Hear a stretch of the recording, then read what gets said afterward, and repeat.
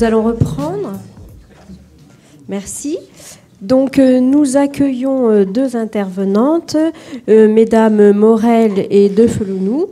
Vous allez intervenir sur le titre « Il n'est pas comme les autres ».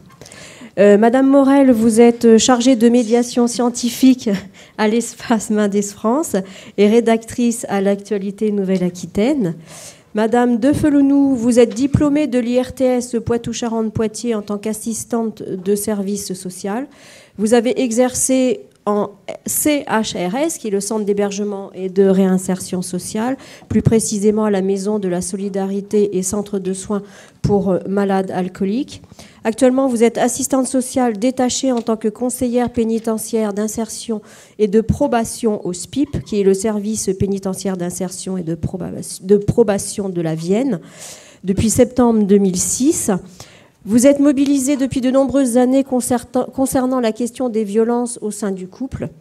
Vous avez été référente du réseau Violences conjugales de Poitiers. À vous, mesdames, vous avez 20 minutes. Bien, merci beaucoup. Merci pour cette proposition que Frédéric nous a faite pour cette journée. Donc, l'avantage de passer après plusieurs interventions, c'est qu'on va pouvoir un peu relier aussi avec notre propos, avec ce qui a été dit précédemment. Donc, on s'est intéressé à l'idée de la figure, ou en tout cas d'un modèle caractéristique de l'homme violent. Et on va vous expliquer à quel point c'est beaucoup plus complexe qu'il n'y paraît. Donc, il s'agit d'une approche double, d'une part via une sélection de 4 films récents du cinéma français qui montrent des violences conjugales, et d'autre part avec des situations auxquelles Sandra a été confrontée en tant qu'éducatrice, que travailleuse sociale au SPIP. Donc, dans un premier temps, je vais le faire très très rapidement, mais ça mériterait vraiment d'être plus approfondi. Mais d'où vient un peu cette image, c'est-à-dire l'image de la brute épaisse, le monstre, le macho, le viril, le paysan bourru. Certaines caractéristiques, a priori, ne tromperaient pas sur l'homme violent.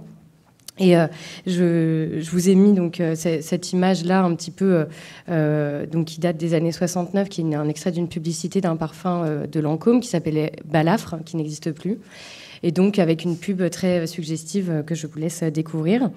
Et on se rend compte en fait donc par les pubs des années 70, et puis je me suis aussi un petit peu appuyée sur un livre qui s'appelle La fabrication des mâles, qui est un livre qui date de 1975, qui a été écrit par 2 sociologues. Alors on pourrait revenir sur la méthode de travail, peu importe, ils ont fait plein d'entretiens où ils interrogent des hommes de l'époque sur la question de la représentation de la virilité, et on retrouve notamment l'idée en fait du physique, de la force physique, de la virilité, celle du chef de famille qui est fort, dur et puissant. Et bien que ça nous semble un peu passé de mœurs, elle est quand même inscrite dans des comportements, en tout cas dans une distinction des genres qui s'affirment encore et qui affirment une différence et une supériorité d'un genre sur l'autre. Et donc parmi les témoignages qu'ils ont recensés, on peut trouver quelqu'un qui dit l'homme viril, c'est le chef, les hommes sont une race de chefs, le but de tout homme qui se respecte est d'arriver à être le chef de quelque chose ou de quelqu'un. Voilà, donc je vous laisse, après, je m'arrête là, c'est déjà amplement suffisant. Donc, sans remonter au pater familias de l'Antiquité romaine, on pourrait le faire, mais je vais quand même revenir sur ce qui fonde un peu en tout cas notre droit ou des représentations actuelles, donc qui sont les codes civils 1804 et pénal 1810, qui sont la base, qui ont imprégné une forme d'imaginaire, notamment sur la conjugalité. Et ça a été largement étudié par une historienne du droit, Victoria Vanneau, donc dans La paix des ménages, histoire des violences conjugales, 19e, 21e siècle, où elle fait une sorte d'état des lieux, comme ça, où elle revient justement sur cette représentation de l'homme fort, protecteur, du mari bienveillant, qui corrige. Et on retrouve ça dans les écrits des législateurs du Premier Empire. Alors, ils sont nombreux à valider, et ça apparaît dans le Code civil, l'autorité, en tout cas la puissance maritale, elle apparaît très clairement.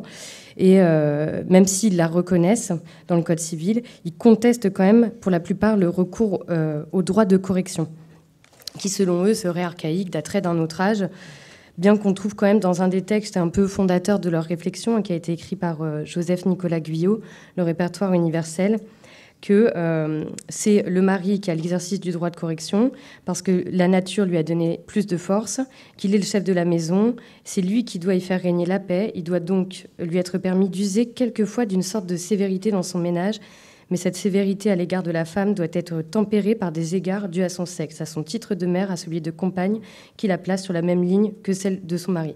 Alors évidemment, si on montait même à l'Antiquité grecque, on aurait aussi cette sorte de représentation, en tout cas d'exercice d'une autorité. Alors pour le dire un peu autrement et puis rapidement, il y a par ces textes une reconnaissance donc, de cette autorité, mais avec la contestation quand même de l'usage de la violence. Et c'est très stigmatisé par les législateurs de cette époque-là comme étant des fonctionnements archaïques attribués donc, aux hommes de la classe ouvrière, qui souvent sont alcooliques. Donc là, on rejoint exactement les propos précédent. C'est une imagerie d'Épinal qui installe donc l'ivrogne violent avec sa femme, qui nie par ailleurs la possibilité de violence, de toutes les autres formes aussi, y compris de violence, dans les autres classes sociales. Alors maintenant, qu'est-ce qu'il en est de l'image de cet homme violent dans le cinéma ? Le corpus que je vous présente, c'est 4 films français qui ont été réalisés entre 2007 et 2018. Dans un premier temps, il s'agit de Darling, qui est un film réalisé par Christine Carrière en 2007. Ensuite, L'Emprise, qui est un téléfilm réalisé en 2015 par Claude Michel Rome. En troisième, Jacqueline Sauvage, C'était lui ou moi, qui est également un téléfilm réalisé en 2018 par Yves Régnier. Et la même année, le film Jusqu'à la gare de Xavier Legrand. Alors on notera que sur ces 4 films, seul un, celui-ci, est réalisé par une femme à partir d'un livre de Jean Telet, ce qui me permet quand même de rappeler, ou en tout cas de contextualiser, que l'état du cinéma français, en tout cas ce que rappelle le Centre national du cinéma et de l'image animée, sur la place des femmes dans l'industrie cinématographique et audiovisuelle. 27% des films français ont été réalisés par des femmes en 2017 contre 21% en 2008. Cela permet aussi d'interroger la façon dont une réalisatrice va filmer des violences conjugales, sachant que Christine Carrière est considérée comme une réalisatrice plutôt dans le registre de l'onirique ou de films un peu loufoques. Et j'y reviendrai. Yves Régnier, qui a réalisé, donc qui est un acteur, scénariste, réalisateur aguerri. En 2018, il réalise Jacqueline Sauvage, c'est un de ses derniers téléfilms. Xavier Legrand, c'est un jeune réalisateur, et c'est celui qui a réalisé Jusqu'à la garde, et il s'agit là de son premier long métrage. Et Claude Michel Rome, pour L'Emprise, c'est un réalisateur de télévision principalement. Je signale également que pour les 2 téléfilms, ils relatent des affaires qui sont similaires, que vous connaissez sans doute, celle d'Alexandra Lange et celle de Jacqueline Sauvage, donc qui ont toutes 2 tué leur conjoint violent. Pour l'une, il était violent avec elle depuis 14 ans, pour l'autre depuis plus de 40 ans. Donc, quant à Darling, il s'agit d'une histoire fiction, puisqu'en fait, elle est basée sur la vie d'une cousine de Jean Telet qui raconte la vie de Catherine Nicole dans un milieu rural paysan en Basse-Normandie. Le traitement est très différent entre les téléfilms qui vont chercher à coller vraiment à une réalité des faits, alors que par exemple Darling est vraiment un film de cinéma qui en prend les codes. Enfin, Jusqu'à la garde est une fiction, donc c'est la seule, qui est issue d'un court-métrage de Xavier Legrand et qui pourrait être une représentation de situations déjà entendues ou lues, c'est-à-dire un homme accusé de violence par son ex-conjointe et par son fils, mais qui obtient malgré tout la garde de son enfant, par manque de preuves probantes. Donc ça, c'est des histoires qu'on a malheureusement largement entendues. Donc on se retrouve avec 2 affaires judiciaires qui ont été largement médiatisées, pour lesquelles les 2 victimes ont témoigné. Alexandra Lange a écrit un livre, A quitter, je l'ai tué pour ne pas mourir, en 2012. Et Jacqueline Sauvage, Je voulais juste que ça s'arrête, en 2017. Les 2 réalisateurs qui se sont saisis du traitement de ces affaires ont lu les livres, vu les vidéos des procès, ils ont rencontré les victimes. Donc Jacqueline Sauvage, d'ailleurs, va qualifier l'interprétation d'Olivier Marchal, qui joue Norbert Marot. Je vais vous montrer, c'est lui, tout à fait sympathique. Elle qualifie son interprétation comme étant dans la justesse. Donc ça va être assez intéressant, je pense, pour la suite. Pour L'Emprise, voilà. Il s'agissait d'une première fois à la télévision, donc on est alors j'ai mis 2015, mais je crois que c'est 2012. Non, c'est 2015. Il s'agissait pour une première à la télévision d'un film qui montre toutes les étapes de l'emprise en expliquant tous les mécanismes, à commencer par la jalousie, la possession, l'éloignement de la victime de sa famille, de ses amis, également en mettant le doigt sur les difficultés psychiques auxquelles la victime est confrontée, qui n'arrive pas à sortir de ce cercle dans lequel elle est prisonnière. Également, ça pointe les manques des services sociaux. Il y a un moment où Alexandra Lange tente de fuir avec ses enfants et l'assistante sociale n'a pas de place à lui proposer en dépit des marques corporelles visibles. Elle a été vraiment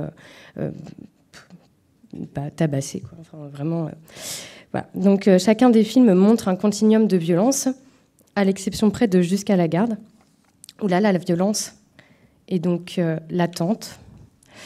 Elle monte crescendo.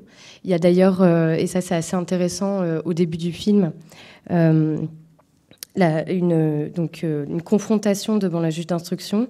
Et en fait, on ne sait pas, on ne sait à aucun moment ce qu'a vécu comme violence Myriam Besson, qui est jouée par Léa Drucker. Donc il y a une sorte comme ça de... Il y a une tension constante, et c'est un peu la réussite d'ailleurs à propos de ce film. Alors on trouve pour chacun des films, je vais essayer d'aller un peu vite, donc Darling. Donc il y a ce personnage, Roméo, qui est joué par Guillaume Canet, qui est un routier. Catherine Nicole, qui elle est jouée par Marina Foïs, alias Darling. Et elle est enfermée dans un milieu rural violent. Donc il y a des scènes dès l'enfance où son père la frappe, sa mère qui est très paysanne mais très caricaturale, enfin, avec tout un système quand même de représentation que l'on peut s'en faire, qui l'insulte. Donc dès l'enfance, elle est victime de violences physiques et psychologiques. Ils vivent au bord d'une départementale. Elle ne veut pas devenir paysanne, elle rejette ce monde-là et elle rêve de rencontrer un routier. Donc elle achète une CB, une Citizen Band, donc ce qui permet de communiquer avec les routiers. Et le premier qui l'interpelle, donc ce Roméo, il lui dit, il dit quelque chose comme qui veut rencontrer l'amour ce soir, etc. Et elle dit oui, moi j'arrive, j'arrive tout de suite. Donc elle s'enfuit avec lui. Au téléphone, d'ailleurs, elle dit à la boulangère qui s'occupe d'elle depuis son enfance, donc je cite, il est jeune, il est beau, il est viril. Lui, en fait, il s'avère être un coureur. Oh là là. Donc lui, c'est un coureur de jupons. Il boit, il est alcoolique, et puis ça monte dans le film. Il joue avec ses amis, il la frappe, il la maltraite, il l'humilie. Et la première fois où il la frappe, c'est quand elle lui annonce qu'elle est enceinte. Donc il y a une ascension des violences. Et le film est entièrement vu de son point de vue à elle. Et ça, c'est assez intéressant parce que, comme je disais tout à l'heure, c'est un film qui a été réalisé par une femme. Donc c'est très, très centré sur son personnage à elle et sur la façon dont elle peut s'échapper.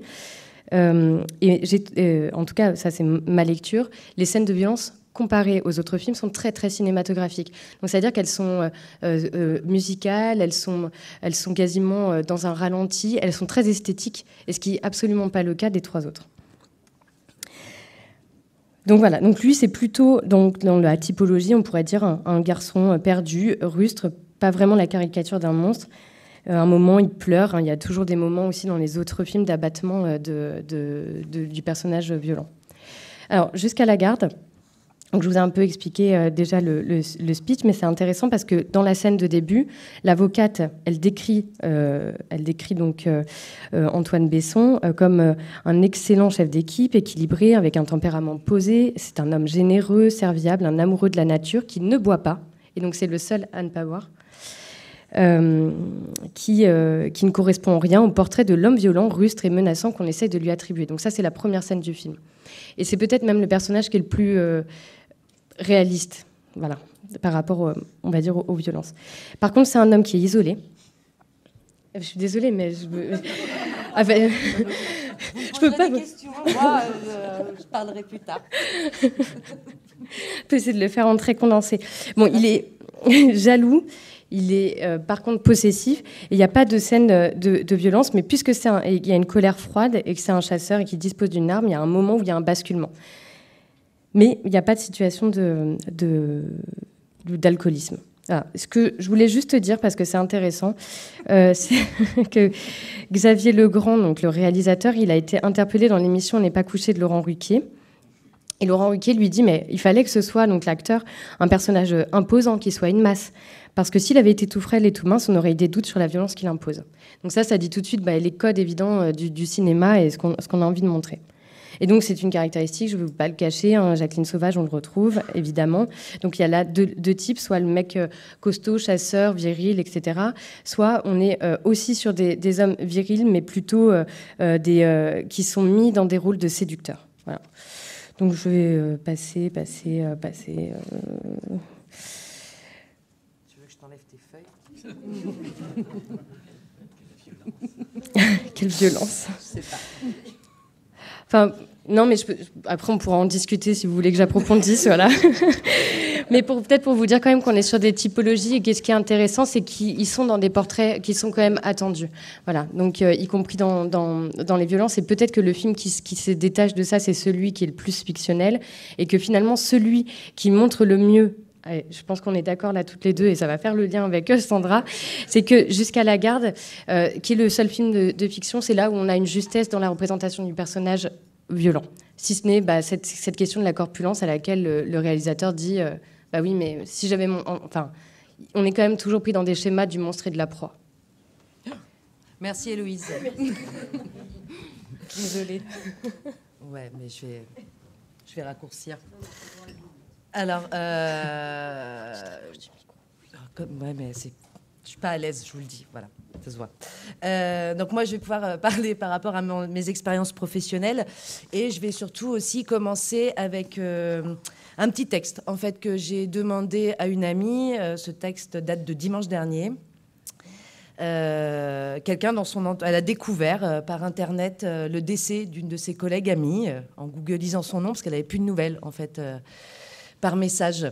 Et elle a décidé d'en dire quelque chose, parce que justement sur la banalité du mal, effectivement, en tout cas là dans mon propos, c'est qu'effectivement ça peut être tout le monde, mais c'est pas n'importe qui. Et je trouvais que c'était la place pour elle, en tout cas, d'en dire quelques mots. Donc là, je vais vous lire ces mots qui datent de dimanche. On va l'appeler Justine, mon amie. Donc ces mots.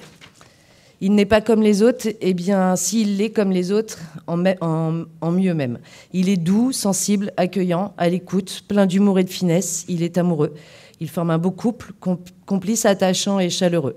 La colère, tout le monde l'imagine, les cris, les pleurs, les paroles assassines, un geste violent qui dure, le temps de tuer. On l'imagine moins. Étranglé jusqu'à la mort, 2 minutes, 120 secondes, compter jusqu'à 120 lentement devant son micro-ondes, une éternité. Une éternité face à face, presque joue contre joue, en peau à peau, main contre cou, les yeux dans les yeux. Ce n'est pas un geste impulsif, le temps amène la conscience, mais là non, le geste est maintenu face à sa femme qui se débat, qui n'y croit pas, qui se rend compte, qui s'épouvante, qui pleure et qui part. Il voulait la tuer. C'est trop tard, il était comme les autres, il ne l'est plus. Ma vision de l'autre est ébranlée, je ne peux plus sentir de main sur mon cou sans penser à ce drame, la colère, les disputes, je m'en méfie, la sagesse, non, le rappel de cette histoire, de ce couple, de cette maison. 2 victimes, je culpabilise de ne pas lui en vouloir, je ne peux toujours pas croire en cette histoire. Donc ça me paraissait important de rappeler qu'en fait, ce qui était dit aussi ce matin, c'est un père, un oncle, un frère, un ami, un beau-frère, l'ami d'une amie, c'est vraiment... un petit peu tout le monde, mais quand on dit pas n'importe qui, c'est aussi souvent ces personnes autrices qu'on peut rencontrer, nous, au sein du service pénitentiaire d'insertion et de probation. Là, je regarde par ici, parce que je regarde ma collègue Gwenola qui est présente aussi aujourd'hui. Souvent, ce sont des personnes qui ont été victimes durant l'enfance, soit en fait d'une éducation extrêmement rigide, ou qui ont pu être témoins ou victimes, sachant qu'aujourd'hui, souvent, les enfants témoins sont reconnus dorénavant, c'est légiféré, comme des victimes. Donc, c'est des choses... souvent, si on ne les questionne pas, ça n'arrive pas nécessairement en fait au cours de l'entretien. Et de plus en plus, alors par rapport à tous les travaux qu'on peut mener, en fait, on questionne. Et c'est un petit peu comme quand on entend que souvent les auteurs d'agressions sexuelles ont été victimes de violences sexuelles. Eh bien, c'est aussi vrai pour les auteurs de violences conjugales concernant le fait d'être témoin ou victime d'une éducation qu'on pourrait qualifier de rigide ou de violente. Il y a plein de choses qui peuvent être questionnées aussi. Alors là, je sais même pas, j'ai aucune notion du temps, j'ai l'impression que tout va exploser. Mais souvent, les personnes manifestent en fait des comportements fusionnels. Ils vivent constamment dans la peur de perdre des liens. Alors, est-ce que c'est le moment aussi de questionner des troubles de l'attachement précoce, un attachement de type anxieux? Il y a plein de choses. Alors nous, on est travailleurs sociaux, on n'est pas psychologue. Il n'empêche que très vite, c'est des choses qui se révèlent lors de nos échanges et évidemment, on encourage à aller déposer dans des espaces spécifiques à accueillir aussi ces paroles. Donc, sur le service, il y a des prises en charge qu'on va nommer collectives, avec un stage de responsabilisation à l'égard des violences, des auteurs de violences au sein du couple et sexiste. Et ces personnes bénéficient également d'entretiens individuels. Ce stage veut, à un moment donné, de tirer vers la responsabilisation. Et ce qu'on peut constater, c'est que le plus difficile à obtenir en fait avec les auteurs de violences conjugales. Alors les violences, c'est pas nécessairement, on n'est pas que face à des cogneurs. Juste pour que ce soit clair, il s'agit aussi de violences psychologiques. Alors oui, généralement, quand ils arrivent jusqu'à nous, aujourd'hui, il y a un constat, c'est qu'il a fallu que ça passe par la violence physique pour que ce soit aussi reconnu auprès du tribunal judiciaire, dans le cadre des enquêtes. Alors de plus en plus, il y a des choses qui sont élaborées pour aussi pouvoir mesurer l'impact psychologique. Alexia n'est plus là, mais elle pourra en parler parce qu'elle travaille aussi dessus au centre de psychotrauma. En tout cas, aller jusqu'à la responsabilisation, c'est compliqué. Toutefois, la reconnaissance des actes, ça, c'est là. C'est rare, en fait, qu'il n'y ait pas une reconnaissance, d'autant que nous, les personnes qu'on rencontre, les faits sont reconnus, ils sont condamnés pour ça. Ce qu'on peut aussi constater, c'est la difficulté aussi de différenciation entre la personne victime et l'auteur. Exister en tant qu'individu, c'est compliqué. Exister en tant que couple, oui. Et nous, quand on est amené à rencontrer la personne, c'est bien la personne, l'auteur qu'on va questionner et pas nécessairement le conjoint. Donc tout ça, on se rend compte que c'est difficile. Et sur la phase de responsabilisation, ça met vraiment en exergue cette complexité. Ce qui sera beaucoup moins le cas, par exemple, en termes de responsabilisation, lorsqu'il s'agit des violences, l'impact sur les enfants. Cet auteur, il a été un enfant. Donc, s'il a été un enfant, c'est plus facile de se le représenter. Il n'a pas été sa femme, il n'est pas la femme. Et donc là, quand on parle de différenciation, c'est plus monsieur, madame, parce que là, il s'agit des hommes. On pourrait en parler aussi sur d'autres couples qu'un homme et une femme, mais aujourd'hui, le sujet, c'est les hommes à l'égard des femmes. Et il n'a pas été cette femme. Par conséquent, le représenter et travailler la responsabilisation, sincèrement, alors à moins que ma collègue puisse me dire autrement, mais sincèrement, c'est difficile. Il y a des choses qui se touchent, où on s'en approche. Il y a tout un travail qui est mis en place avec le CMP Espace Vienne, avec, ça peut être aussi des psychologues en libéral. Tout à l'heure, il y a Prisme qui a été énoncé avec le CPCA. Il y a plein de plus en plus de travaux qui sont menés autour de la prise en charge des auteurs. Ce que je peux dire de façon assurée, il n'y a pas de catégorie socio-professionnelle identifiée. Tout à l'heure, la question de l'alcool était posée. On n'observe pas de difficultés particulières sur l'auteur de violence et l'alcool, sur la relation entretenue. Alors effectivement, il arrive que l'auteur de violence soit passé à l'acte avec une consommation d'alcool. Oui, mais autant que tout à l'heure, c'était 1/3, 2/3. Effectivement, ça dépend un petit peu de nos effectifs à des instants T, mais c'est pas les alcoolisations, c'est pas une référence qu'on constate aujourd'hui dans le cadre de la prise en charge des auteurs. Et caractéristiques physiques, alors le chasseur, on le voit pas beaucoup. Ils sont pas plus grands, maigres, soit la religion, les caractéristiques esthétiques, on n'a pas. C'est vraiment, il n'y a pas de formule préétablie. Après, sur les questions, j'essaie de rebondir aussi sur ce que disait Héloïse, sur les pleurs, l'effondrement. Je sais pas, je vais essayer de faire un petit pas de côté, mais lorsqu'on rencontre par exemple des publics qui agissent en bande, où il y a beaucoup de tension, beaucoup de colère, d'agressivité, d'impulsivité, quand on les rencontre en entretien individuel, on n'a pas la bande en face de nous, on a la personne. Bon, là, effectivement, l'effondrement, enfin en tout cas les larmes arrivent assez... Oui, on est d'accord. Eh bien, pour l'auteur de violence, alors c'est pas nécessairement des larmes qu'on va avoir, même si ça arrive assez régulièrement.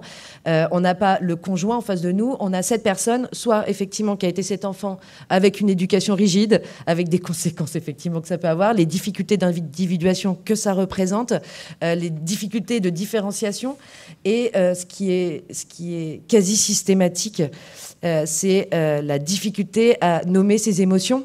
Pour les nommer, il faut les reconnaître. Pour les reconnaître, il faut les connaître, les sentir. Et la difficulté, elle est aussi là. Et c'est beaucoup ce qui est mené aussi sur les stages de responsabilisation. C'est au moins de pouvoir essayer de constater que ça existe et que c'est là et que c'est pas tout à mettre de côté. Donc c'est pas toujours évident. Et puis cet auteur, il y a toujours un moment où il y a la victimisation.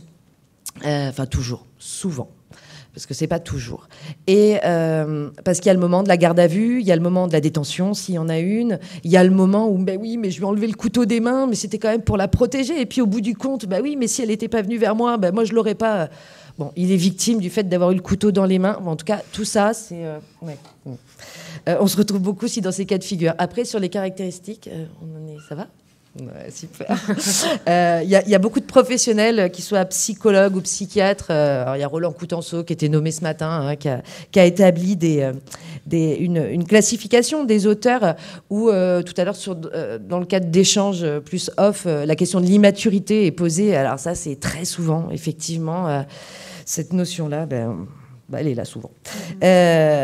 Beaucoup de fragilité à ne pas négliger, la notion du secret, dès que effectivement le groupe est facilitant pour les auteurs pour pouvoir énoncer certaines émotions ou difficultés rencontrées, parce que d'autres qui ont commis des actes similaires, en tout cas sur leur conjointe ou ex-conjointe, parce que ça reste des violences conjugales aussi sur les ex-conjointes, le fait de pouvoir énoncer des choses va faciliter en fait la parole. Parce que ce que j'entendais tout à l'heure, c'est qu'il y en a beaucoup qui ne parlent pas.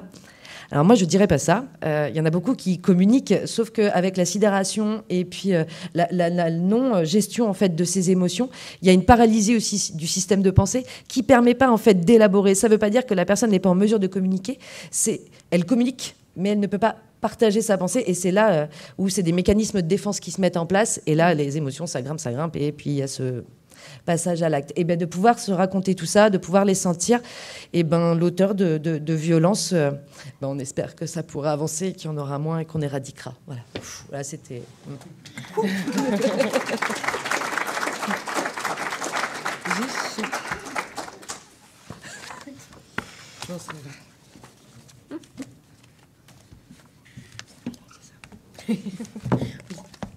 Bon, merci. Bon, ça y est, elles sont déjà parties. Oui, c'est ça. Merci beaucoup. Nous allons passer aux 2 dernières interventions, puisque Frédéric Chauveau l'avait annoncé ce matin, la dernière intervention par Delphine Dupré, donc elle ne se fera pas, puisque pour des raisons personnelles et familiales, donc elle n'a pas pu être là aujourd'hui. Donc là, nous avons nos 2 dernières interventions.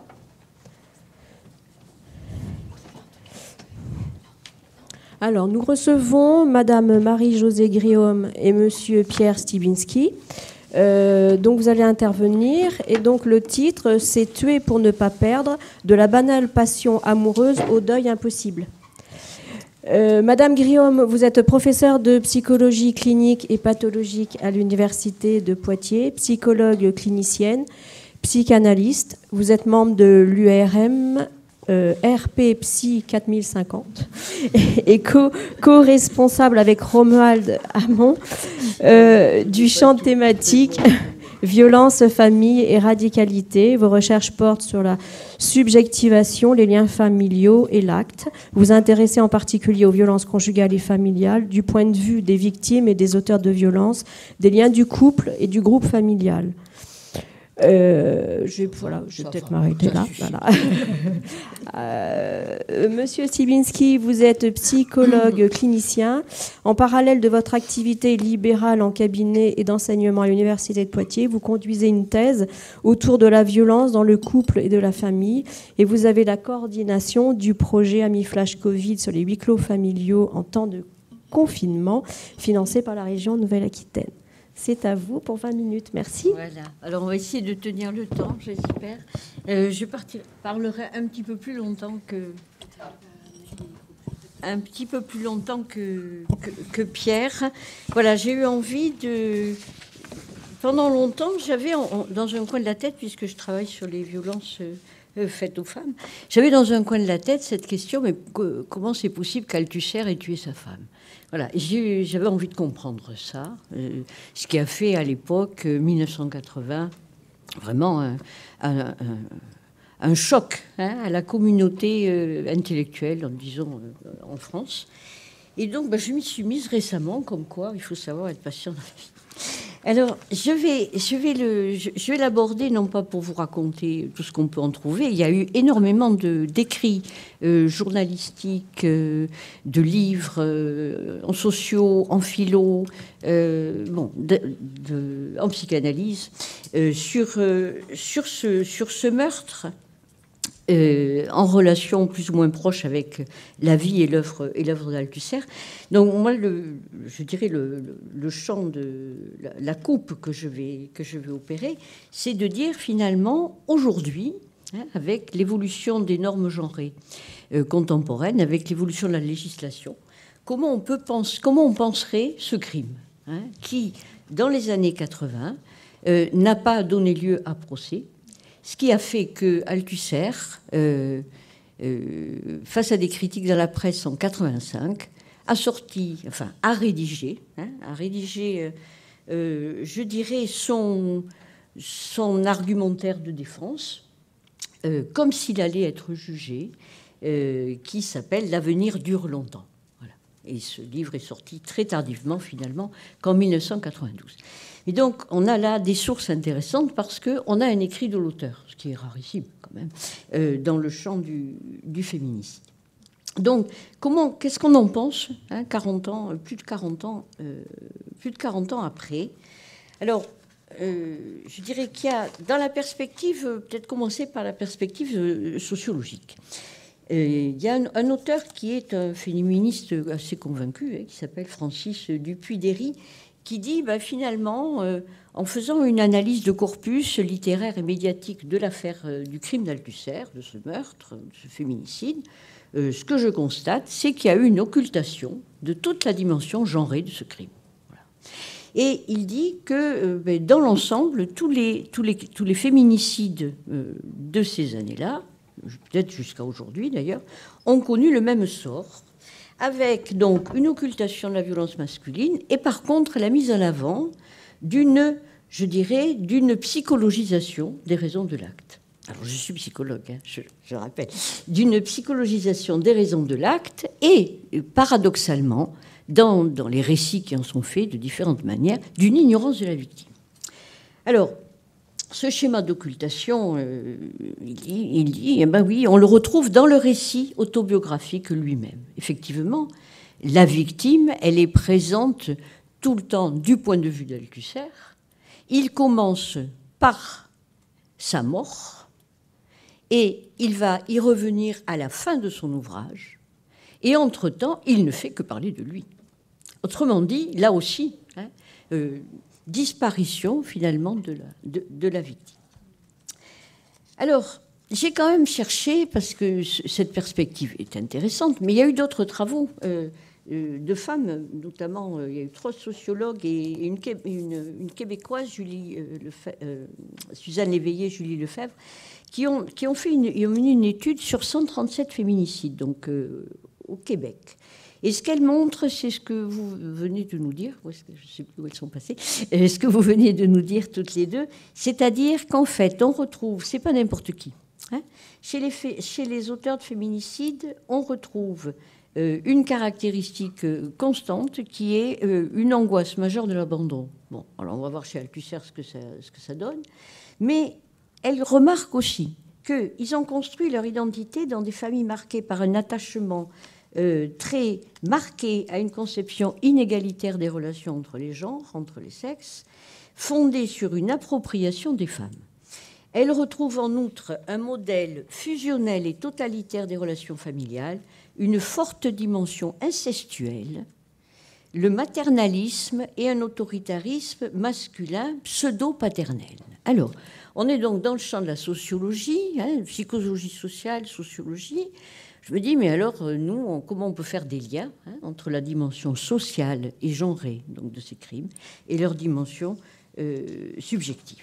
Alors, effectivement, je ne développerai pas la psychologisation, mais il y a des travaux contemporains très intéressants de ce point de vue, et ce qui a été dit précédemment le confirme.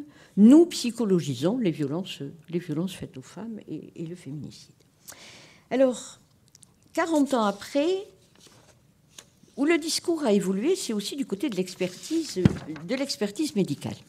je vais prendre deux auteurs très connus, deux experts nationaux très connus, c'est Dubec et Bénézek. Et Dubec, dans l'analyse, donc après coup, forcément, qu'il fait du dossier d'Althusser, à partir de ce qu'il a pu lire des rapports de police, va dans l'hypothèse d'une mélancolie meurtrière. Autrement dit, d'un déclenchement, d'un acte dont l'objectif est de tuer finalement l'autre, sa partenaire, pour la sauver. Et alors c'est une catégorie psychiatrique. C'est le suicide altruiste. C'est une catégorie psychiatrique. Et figurez-vous que Louis Althusser, dans L'avenir dure longtemps, c'est ce qu'il a utilisé pour parler de son propre acte. Parce qu'il était, ma foi, fortement cultivé et très, très, très féru de psychanalyse. Donc, il connaissait ça. Donc, Dubec nous dit ça. A contrario, Bénézek dit c'est un peu facile quand même de ne mettre en avant que la dimension mélancolique. Et moi, je pense que la haine entre ces deux êtres n'a pas été suffisamment prise en compte. Autrement dit, je vais essayer d'aborder à la fois la dimension mélancolique et la dimension de la relation intersubjective dans le temps. Qui est bien parti, j'ai perdu ma montre. Bon, c'est pas grave. Alors, il nous dit quelque chose d'intéressant, Dubec, qui dit « Si un tel récit de meurtre avait été livré au public par le truchement d'un rapport de police ou par le recueil d'un procès-verbal d'instruction, il aurait été qualifié de froid et glaçant et aurait valu à son auteur la sévérité la plus grande. » Or, oui, Althusser, il s'est précipité chez le médecin. Ils habitaient tous les deux à l'école normale supérieure, rue d'Ulm. Il tue sa femme, il tue Hélène, il se précipite chez son ami médecin depuis 36 ans, il habitait là depuis 36 ans, en disant « je crois que j'ai tué Hélène », il n'en est pas tout à fait sûr. Et ce que fait... Alors il est dans un état d'extrême agitation maniaque, on peut dire, et ce que fait le médecin, c'est qu'effectivement, il lui administre une forte dose de tranquillisant, parce qu'il faut dire quand même qu'Althusser était suivi en hôpital psychiatrique depuis 20 ans. En fait, je le dis dès à présent, il avait décompensé sa mélancolie à la suite de la première relation sexuelle qu'il a eue avec Hélène Rittmann, sa femme, celle qui est devenue sa femme. Et ensuite, tous les ans, à la même époque, en février, il faisait une décompensation donc, mélancolique. C'est une dépression majeure, on ne peut plus rien faire, mais avec bien sûr des aspects délirants, parce qu'on est dans le champ d'une psychose, enfin nous, ce qu'on appelle une psychose. Donc, quand des agents, le juge d'instruction, etc., et donc ils l'ont mis de suite à l'abri dans la clinique où il allait habituellement. Donc, quand on lui a rendu visite, effectivement, il était complètement apathique et on n'a rien pu tirer de lui. Il n'y aurait pas eu l'injection préalable, on aurait pu en savoir plus. Autrement dit, ce que je souligne juste rapidement, c'est comment tous ses collègues, tous ses amis, mais bien plus largement, bon nombre d'intellectuels qui étaient ses élèves à l'époque ou qu'il avait été par le passé, ont protégé absolument Althusser de la justice et d'avoir à rendre compte de son acte, et ont finalement remis dans l'ombre celle qui avait fait les frais de cette folie. Alors, je vais passer sur la description qu'il donne de son acte, de ce qu'il écrit, simplement pour souligner qu'il y a donc deux passages dans le livre où il décrit, tout à coup, en fait, il s'éveille et il se rend compte qu'il est en train, qu'il serre sa femme, ça lui fait mal au bras, et puis tout à coup, il voit un petit bout de langue, et là, il se dit, il se passe quelque chose d'étrange. Il est saisi de terreur, il mesure qu'il a tué. Dans les deux récits, il y a toujours un blanc. C'est le moment où elle s'étouffe. C'est le moment où il la tue réellement. Voilà. Ce blanc dans l'acte et dans le crime, on peut penser que dans tout crime, il y a un temps très bref, qui est un acte psychotique au sens strict. Donc il y a une perte totale du rapport à la réalité. Bon, je passe. Alors, par contre, ce qu'on trouve dans ces textes et dans son autobiographie et aussi dans d'autres textes, c'est effectivement des rêves anciens qu'il a rapportés à son analyste. Son analyste, c'était le sien, celui qui lui prescrivait ses traitements, qui suivait ses hospitalisations. Et il se trouve que c'était aussi à la demande de Louis Althusser, le psychanalyste de sa femme. Autrement dit, c'est un couple qui a partagé pendant une vingtaine d'années le même analyste très connu en France, hein, qui s'est laissé faire par ce personnage quand même haut en couleur qui était Louis Althusser, qui se présente lui-même hein, sur le mode de l'usurpation. C'est-à-dire, il dit « j'ai trompé tout le monde tout le temps ». Ah, il fait un portrait de lui très mélancolique, autrement dit, où il se montre un narcissisme le plus noir possible. Et il raconte combien il a triché très souvent. Mais il raconte aussi en permanence, donc je raccourcis, Sylvie n'ayez pas peur, il raconte aussi souvent comment il a finalement été le maître de tout le jeu. Et un des philosophes là, qui s'est emparé de son travail, hein, de cet écrit autobiographique, est très dur avec lui, en disant, mais finalement il rompt même le contrat autobiographique. Autrement dit, Althusser, c'est quand même quelqu'un qui a su manipuler son monde, hein, et qui a noué une relation donc avec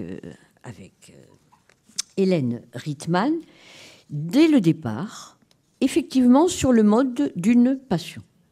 Donc cette dimension-là, je souhaite en parler parce que c'est pas parce qu'il y a des dimensions genrées qui est bien évidente qu'il faut négliger les dimensions psychiques.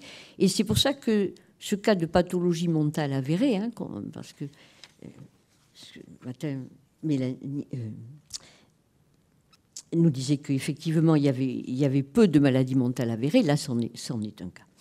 Donc la rencontre de ces deux êtres, elle va se faire sur le mode de la fascination. Il est jeune, ça va, j'ai encore 2-3 minutes. J'ai plus de 3 minutes. Bon. Donc je vais conclure très vite. Donc il se rencontre très jeune. Lui est totalement fasciné par cette femme qui a elle-même un passé très compliqué, qui a été accusée d'euthanasie, qui a été accusée par le Parti communiste, elle est au PC, elle a été accusée par le Parti communiste d'avoir pratiqué des actes sans doute illégaux pendant qu'elle était en mission d'action de résistance.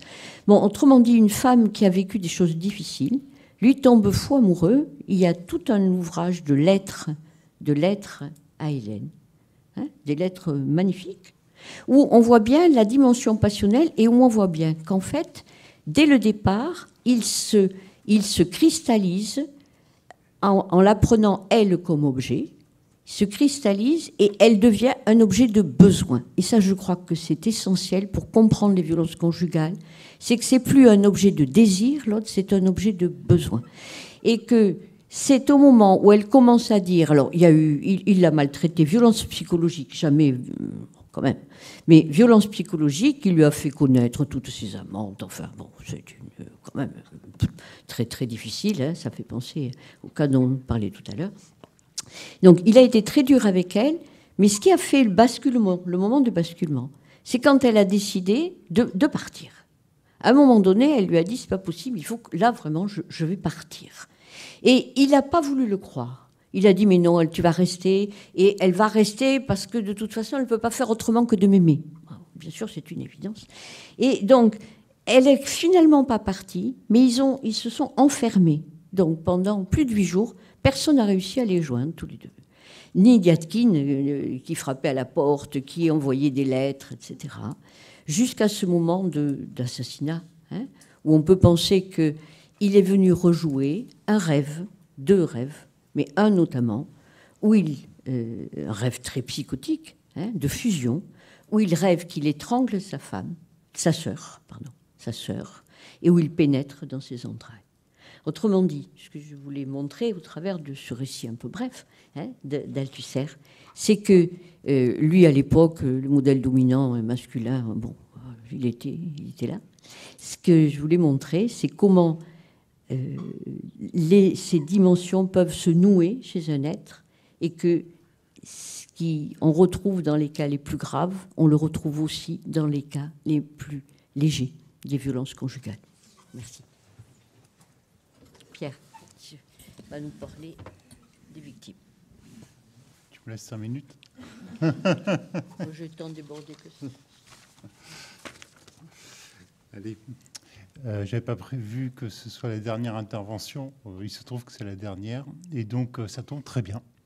Ça tombe très bien parce que je vais essayer de la faire en forme d'ouverture, puisque je travaille plutôt côté victime. Alors, je suis psychologue. Alors, je reçois des personnes, des femmes, des hommes, bien sûr, mais aussi chercheur et donc doctorant sur la question des violences conjugales. Et donc, je reçois en entretien de recherche des femmes. Et je voulais partir alors déjà du propos de Sandra Flounou qui disait finalement la différenciation entre victime et auteur, c'est pas si évident que ça. C'est pas si évident à appréhender. Et puis, Sandra disait autre chose. Elle disait autre chose de très intéressant et très important, c'est qu'on n'existe finalement que en tant que couple et non en tant qu'individu dans cette dyade. Et je voulais parler de cette dyade. Dans le titre de notre intervention, on avait l'impossible deuil de la victime, mais la victime pourrait aussi parler de l'impossible deuil de l'auteur. C'est-à-dire, donc, là, la dimension qui est introduite, il y a bien sûr, et c'est paradoxal, une très forte dimension genrée dans ce qui se passe et aussi une énorme dimension symétrique. Et donc, je voulais parler de cette symétrie sans laquelle on ne peut pas comprendre ce qui se passe à l'intérieur du couple violent. J'avais sous la main un livre écrit en polonais. Bon, il se trouve que j'avais trouvé dans un endroit assez particulier finalement, dont le titre était « Sans moi, tu n'es rien » ou « Sans moi, tu n'es personne ». Je pense qu'on pourrait aussi bien l'intituler « Je ne suis rien sans toi ». Donc là, en parlant, ça c'est l'auteur qui parle, mais on pourrait aussi bien inverser ces paroles du côté victime. Donc, sans moi, tu n'es rien, toi, auteur, et sans toi, je ne suis rien. Donc ça, c'est cette dimension-là importante, et je me suis posé la question, qu'est-ce qui fait que finalement cette relation si particulière peut durer des années? Alors, j'ai deux exemples, deux exemples qui parlent de la paradoxalité de la survivance de cette situation. La première est, par exemple, une femme qui est assistante sociale, qui accompagne de manière courante des femmes victimes de violences, qui elle-même a été pendant de nombreuses années victime de violences conjugales. Comme quoi, il ne suffit pas de savoir pour arrêter.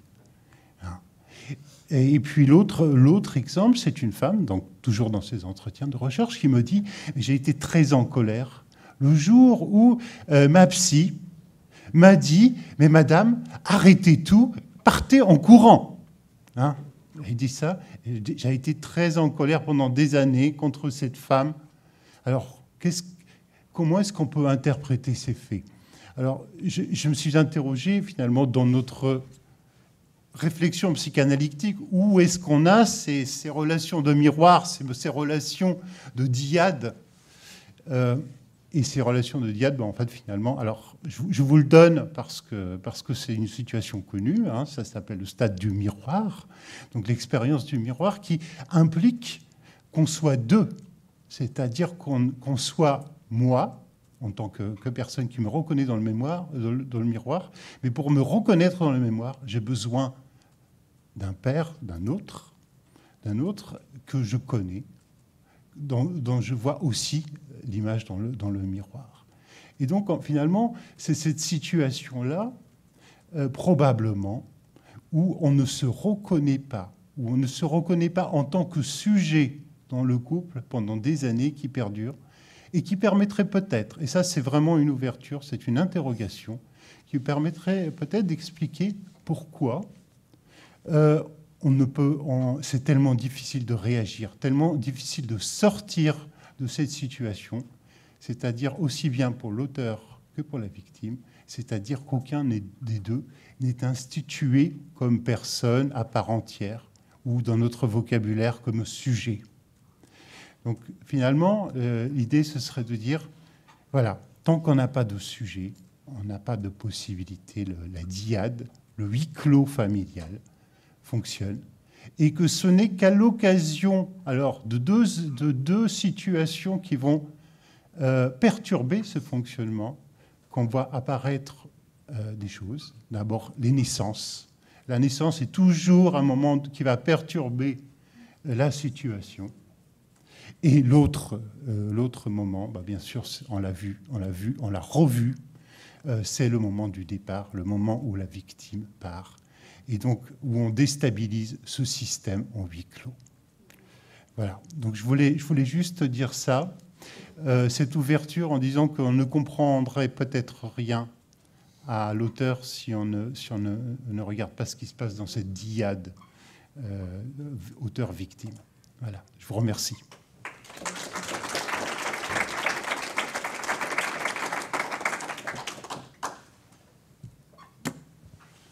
Merci. Donc nous allons appeler Sandra et Héloïse pour la partie questions-réponses.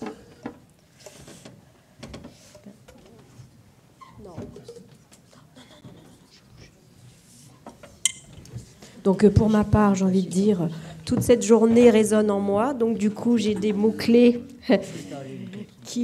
que je peux moi revivre de mon côté, plein de choses, parce que je suis passée par là. Alors pas les violences physiques, mais les violences psychologiques. Donc moi aussi, j'ai eu la séparation, et puis la séparation qui a fait qu'il y a eu un suicide derrière après. Donc merci à vous. Voilà. Donc si vous avez des questions. Ah, Frédéric. Allez, Thierry, commence. Une question, je ne sais plus qui c'est qui l'a dit tout à l'heure, mais je ne sais pas si ça tient le coup, cette pensée que j'ai eue, mais je crois que c'est toi, Marie-Josée, où je me disais que parfois, selon les violences, on a une explication sociologique, et puis pour celle-ci, on a une explication psychologique. Et j'ai l'impression que lorsqu'on a les violences entre hommes, par exemple, que ce soit dans n'importe quelle situation, on va avoir une explication qui sera plutôt sociologisante, où on va donc trouver des facteurs extrinsèques, du coup, qui expliquent le comportement. Et très souvent, lorsqu'on est dans le cas de violence aux femmes, on ressort une explication qui serait de son coup psychologique et qui, du coup, enverrait donc à l'internalité de l'individu, évidemment. Je ne sais pas si ça tient. Oui. Tout à l'heure, je crois que tu as dit ça, oui. Marie-Josée, me semble. Est-ce que c'est étayé? Est-ce qu'il y a des éléments qui montrent qu'on a des niveaux d'explication différents? Et du coup, ça serait intéressant de comprendre pourquoi on a ce changement de niveau d'explication. Oui, alors ce à quoi je pensais, c'était pas tout à fait ça, Thierry. C'était l'idée que, en fait, il y a une étude faite par un collègue parisien, David Fonte, qui montre que quand on interroge, c'est une étude de psychosocial, quand on interroge les gens sur, pour vous, c'est quoi les violences conjugales, il trouve une psychologisation systématique des violences, autant pour l'auteur que pour la victime. Mais qu'en tout cas, les victimes qui ont été interrogées dans cette étude, elles aussi se servent de ça. Donc ça voudrait dire que culturellement, on a un ensemble d'explications de la violence qui finalement excuse en partie la violence masculine et qui a pour effet finalement de réduire la souffrance féminine. Et que même les victimes se saisissent de ce modèle-là explicatif. Voilà, c'était ça l'idée. Et moi, mon intention, c'est peut-être ambitieux, mais en tout cas, j'essaye très modestement certaines situations, c'est d'articuler comment finalement on va prendre des normes genrées On voit bien chez les auteurs étudiés là, au Québec, c'est des normes, on parlait de milieu rigide tout à l'heure, on retrouve bien ces caractéristiques. Et comment à partir de cette inculcation, de cette incorporation, diraient les sociologues, hein, de ces normes, on va pouvoir justifier la violence. Enfin, comme c'est une forme de communication, d'une certaine façon. Et voilà. Et le couple ne fonctionne que sur ce modèle. Donc, il y a bien ces normes. Et puis après, il y a les constructions psychiques. Et ça, c'est aussi une réalité. Et on entend des choses qui vont dans le même sens depuis ce matin, je crois. Voilà, je sais pas si c'est bon si j'y réponds. Alors, je pose toutes mes questions d'abord. Donc, 2 questions pour la première intervention, 2 questions pour la seconde. Alors, non, pour la première intervention, c'était peut-être juste pour souligner le fait qu'il y a peut-être un décalage aussi entre des déclarations qui condamnent un certain nombre de violences masculines et puis la réalité des pratiques dans les juridictions. Alors, je parle plus pour des périodes plus anciennes que je connais, mais je me souviens très bien d'une phrase. C'était dans un tribunal correctionnel. C'est une épouse qui avait été tirée par les cheveux dans le couloir et puis dans une partie de l'escalier. Donc, du coup, il y avait des témoins, il y avait des marques physiques. Et à ce moment-là, il y a un des magistrats qui prend la parole pour dire « Oui, mais là, c'est une femme qui appartenait à l'aristocratie et elle avait besoin d'être dominée. » Voilà, le type de discours. Donc, du coup, ça n'avait rien à voir. On n'excusait pas donc, les gestes et puis la violence masculine, mais on disait que finalement, c'était peut-être dans l'ordre des choses. Et il y a un certain nombre de femmes qui ont besoin d'être frappées parce que, finalement, c'est dans leur nature. Voilà, je caricature, hein, bien sûr, mais c'est à peu près ça qui était dit. Voilà. Et ça, on trouve ce type de discours encore au moins jusqu'en les années 1950. Voilà. Donc, si on fait une chronologie de l'attention à la société, c'est voilà. Et puis la deuxième remarque, c'est par rapport au témoignage qui a été lu tout à l'heure. Alors là, c'est quelque chose qui me semble aussi essentiel. Je ne sais pas si ça va être prolongé ou si c'est systématique, mais c'est le fait aussi de recueillir comme ça la parole, les témoignages, et puis de les rendre accessibles. Alors, dans cette façon-là, parce que c'est un témoignage indirect, si je peux dire, à rebond de... C'est pas les personnes qui étaient dans le premier cercle, si je peux dire, mais qui étaient donc éloignées des amis, des sœurs ou des tantes ou une collègue, voilà. Mais là, je crois que c'est quelque chose qui est important. Est-ce que ça répond aussi donc à une politique actuellement, ou est-ce que c'est des associations qui s'en saisissent pour essayer justement donc de diffuser ce type de témoignage ou ce type de récit? Voilà. Alors maintenant, ma question donc pour la deuxième intervention, c'était la première, c'est sur Althusser.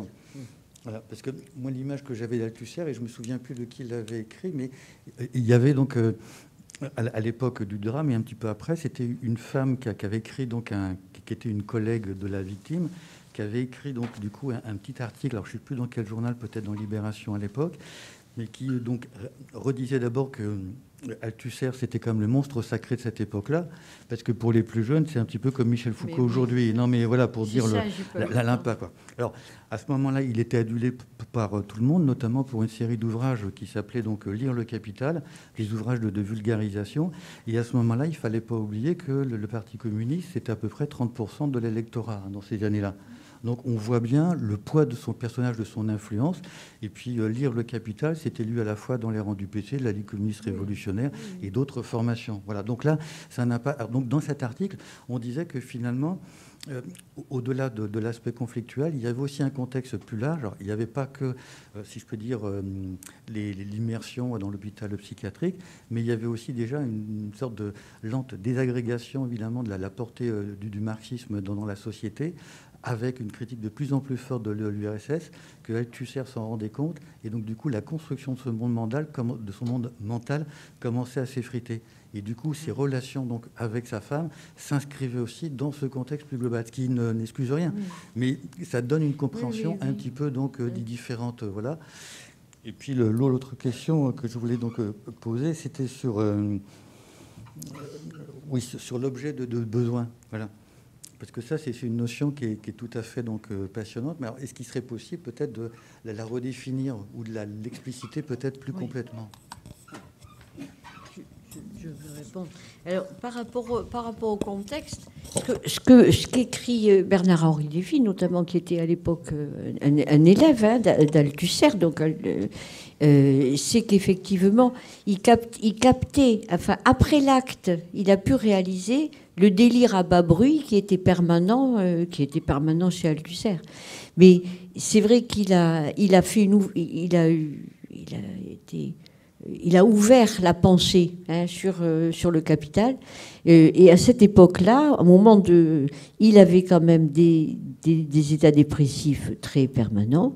Il avait décroché. Il y avait un décrochage. Il donnait quasiment plus de cours. Il n'en a jamais donné beaucoup. Mais il s'est économisé. Il travaillait moins que nous, Althusser, ça je peux vous assurer. Mais donc il donnait quasiment plus de cours. Il avait arrêté le secrétariat de l'école alors qu'il l'avait assuré pendant des années. Autrement dit, il était dans une phase de repli et d'enfermement. Et Roudinesco, qui a beaucoup défendu sa cause, notamment dans Le Monde, puisque dans le journal Le Monde, Roudinesco dit que c'est quand même la mélancolie qui a organisé son existence et que voilà, ces derniers temps de sa vie, il se dégradait. Effectivement, il se dégradait et il ne sait pas ce qui s'est passé.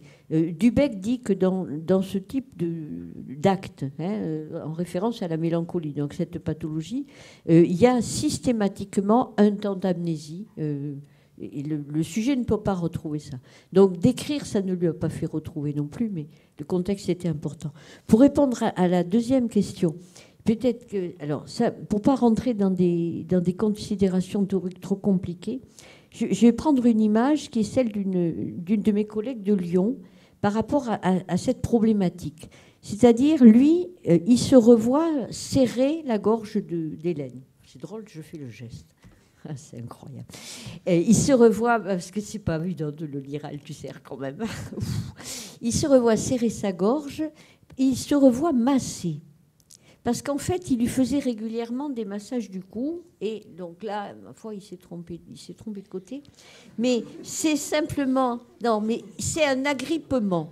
Ce que je veux dire, le besoin, si on reprend l'histoire de la construction psychique, le bébé, il a un temps où l'autre, c'est d'abord quelque chose à quoi il s'agrippe.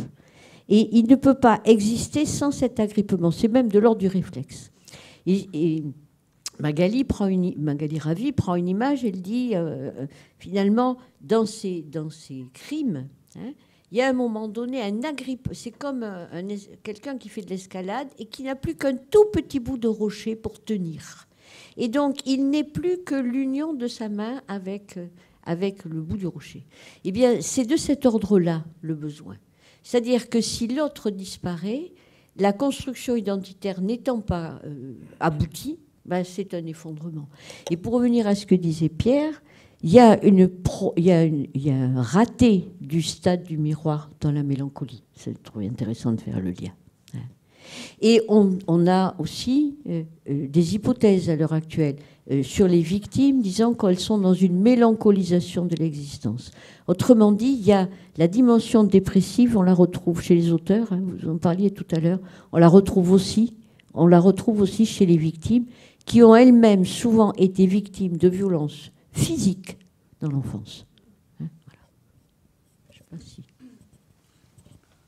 Je ne sais pas trop comment je peux réagir, en tout cas, à ces questions qui étaient plutôt des apports, mais peut-être sur l'idée de l'ordre des choses et de la nature, voilà, où c'est ainsi, c'est un peu ce que j'ai essayé de remontrer assez rapidement. C'est pour ça que je suis partie du code civil et du code pénal, parce que j'aurais pu remonter ce que je disais bien avant, mais ça installe quelque chose. Alors là, c'est pas psychologisant, justement, ça installe quelque chose socialement sur une représentation, et justement dans les films, dans ces différents films, ces hommes existent parce qu'ils sont dans ces postures-là d'autorité et de chef de famille.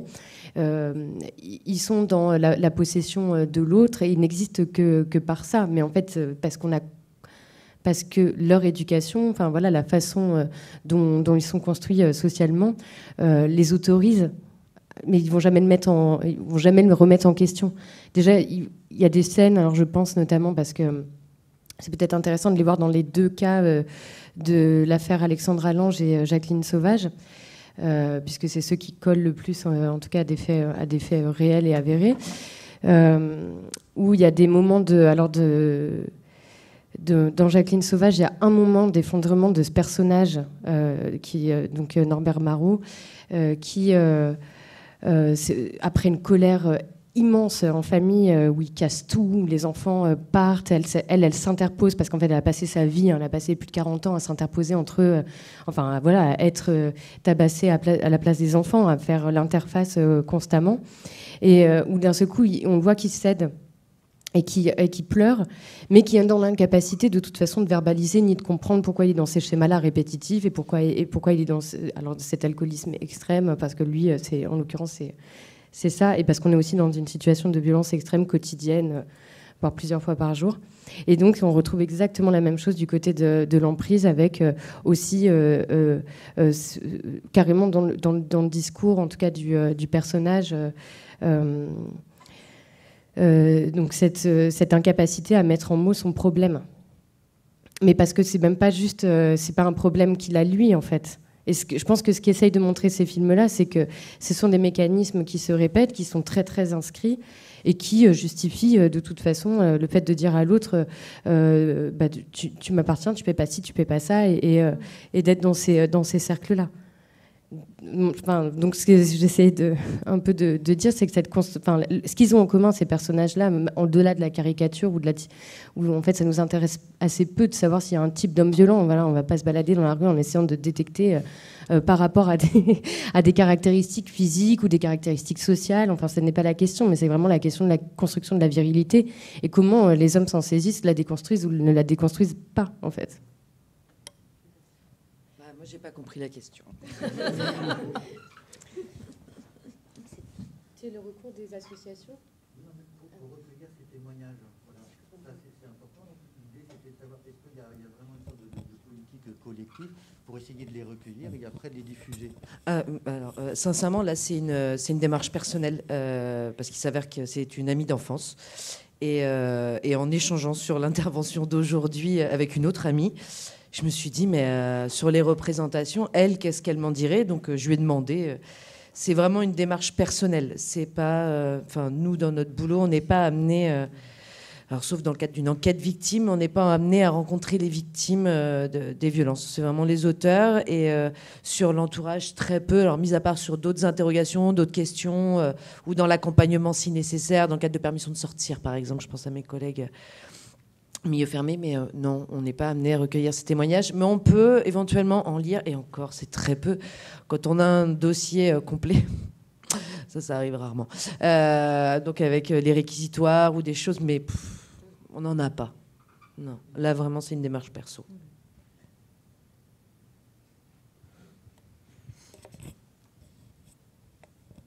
D'autres questions ?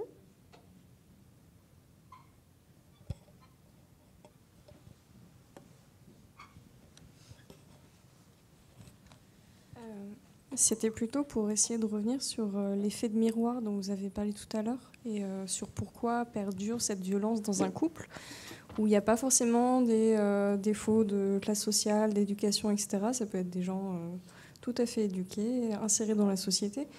Et est-ce que dans vos études, vous prenez aussi en considération justement la sidération, le fait de vouloir mettre du sens dans quelque chose qui est tout simplement impensable? Et c'est pour ça que ça dure. C'est-à-dire que la victime ne peut pas se dire « la personne qui m'aime me fait du mal », c'est impensable. Et donc, cet effet de sidération, de choc, empêche toute réflexion un peu rationnelle et fait qu'on reste et qu'on cherche à mettre du sens dans quelque chose qui ne devrait pas être. Un peu comme les victimes aussi de viol qui se déconnectent totalement physiologiquement pour pouvoir supporter ce qui est en train de se passer parce que c'est impensable. Le scénario n'était pas envisageable.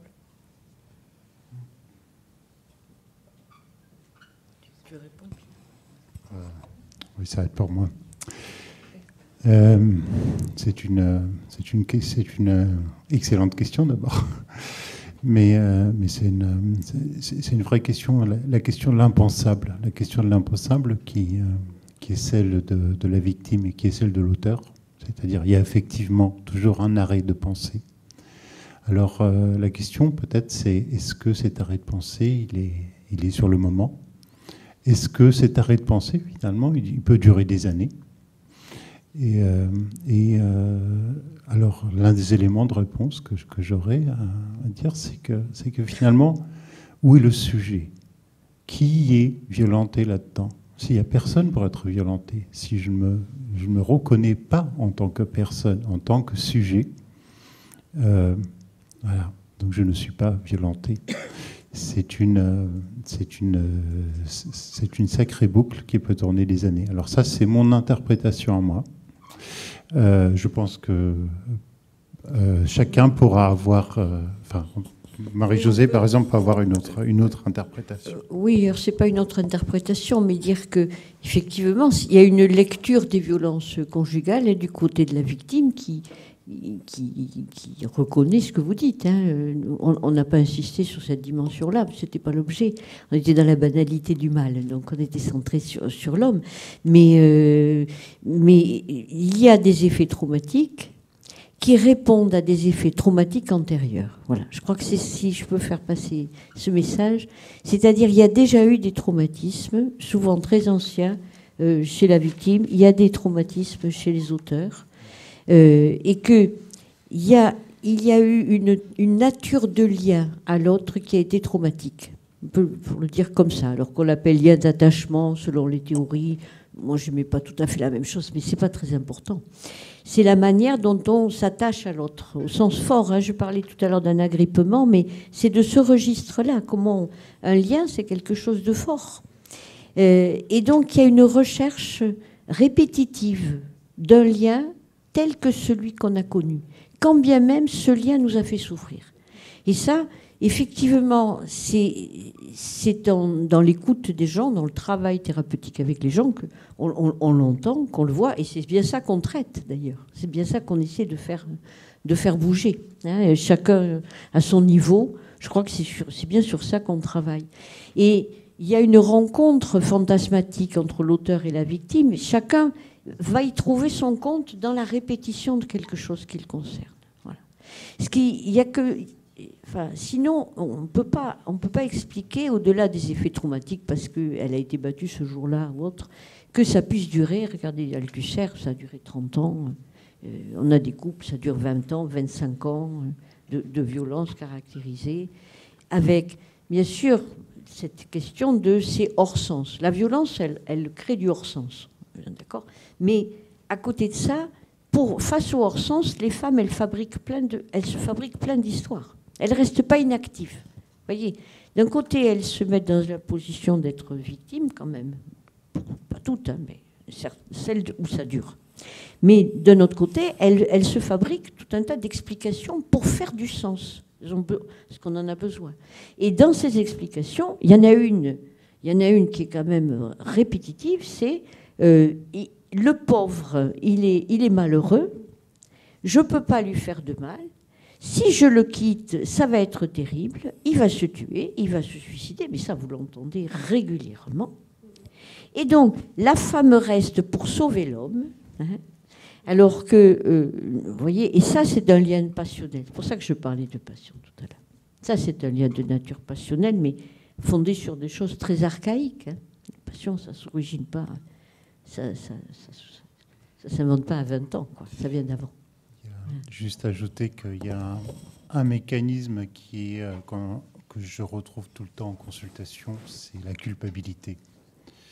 La culpabilité qui est un facteur de répétition qui reboucle, qui fait que ça reboucle à chaque fois. Hein. Voilà.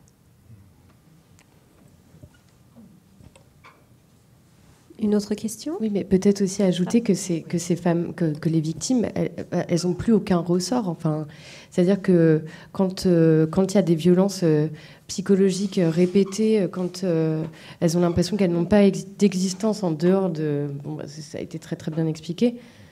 La capacité de se dire je suis capable de vivre seule, de partir, elle est très compliquée. D'où je rebondis sur quelque chose que tu disais, Pierre, sur une femme qui est venue te voir et qui disait qu'elle était très en colère par rapport à une psy qui lui a dit il faut partir tout de suite, etc. C'est une extrême violence en fait qu'on peut faire à quelqu'un qui est victime, de lui dire parce qu'en fait on la met encore en face de l'incapacité qu'elle a à prendre une décision pour elle-même. Et ça, c'est tout la difficulté du lien dont tu parles. Mais alors après, souvent, elles l'ont en tête, le scénario de partir. Elles l'ont en tête, et il faut un élément déclencheur. Et l'élément déclencheur, alors parfois c'est l'enfant quand même, ou parfois c'est quand il va trop loin, quand ça peut arriver à la violence sexuelle. Il y en a certaines, là, c'est ça qui va leur permettre de mettre en acte, enfin de déployer leur agentivité. C'est pour ça on essaie de penser les victimes comme des acteurs. Enfin, on est face à des acteurs dans les deux sens, quoi. Et Héloïse aussi, je pense au film Jusqu'à la garde, où il y a l'état de... Je ne sais pas si vous l'avez vu, en tout cas je vous encourage à le voir, où l'état de tension est permanent pendant tout le film. Là, encore une fois, il ne s'agit pas d'un homme qui cogne, enfin en tout cas... C'est pas un homme qui cogne, on ne sait pas. Et il y a les espaces de parole où on n'énonce pas le couple, mais les personnes, en fait, c'est extrêmement compliqué. Il y a des moments dans le film où la victime, parce qu'on va identifier cette dame, cette femme, parce que même si c'est son ex-conjoint, on va redire, ça reste des violences conjugales, essaie de dire des choses, mais comme on parle au couple, ou à la mère ou au père, on ne parle pas à la femme. Et à ce moment-là, c'est pas dissible, c'est pas possible, et ça n'est pas l'espace pour. Et je crois que là aussi, l'entourage a un rôle à jouer. Alors là, peu importe qui vous êtes pour cette personne. Alors généralement, l'idée c'est d'avoir un peu d'affinité parce que c'est toujours compliqué, mais c'est pas le couple qu'on remet en cause, parce que souvent face à l'adversité, d'ailleurs, ça resserre et ça met face à un endroit où en fait où c'est difficile d'agir. Par contre, de rester une oreille, de rester à dispo, et que ce soit tant pour la personne victime que pour la personne autrice. Homme, femme, peu importe, mais là, bon, c'est... Mais de pouvoir en parler, de pouvoir interpeller, de pouvoir... Et on ne parle pas du couple, on parle souvent, je ne sais pas, moi, autour d'une table, vous avez peut-être été témoin d'une façon de parler, d'une façon d'attaquer, d'une façon de regarder, Eh ben, pourquoi faire l'économie, en fait, de pouvoir l'énoncer à la personne que l'on connaît. Et une nouvelle fois, ce n'est pas le couple, c'est bien les personnes qui sont représentées par le couple. Souvent, en plus, sur les stages, il y a ces petites bulles qui sont représentées, donc deux bulles, donc une personne, les deux bulles imbriquées et une bulle. Allez, dans les lectures, la majorité prennent cette bulle, ils ne font qu'un. Et il y a quelques exceptions, en discutant avec ma collègue là sur les stages, où il pourrait y en avoir des imbriqués, mais la majorité, c'est une bulle. On n'est peut-être pas obligé, nous, d'abonder dans ce sens-là, même dans notre entourage, au-delà d'être un professionnel des violences, enfin qui interviennent... professionnels des violences, j'ai dit ça. Mais tu l'as dit. Il faut assumer quand on dit. Non, je l'assume pas, je le dis. En plus, il y a une vidéo, c'est horrible. Mais ouais, enfin, tout le monde a un rôle à jouer aussi à cet endroit-là. Ouais,